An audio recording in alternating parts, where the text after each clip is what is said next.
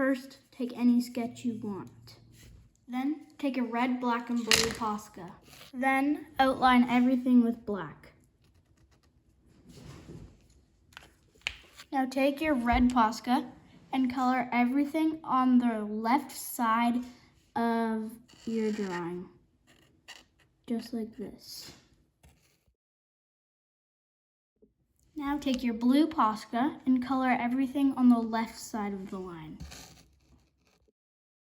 Now take your red Posca and draw red streaks all around the red lines.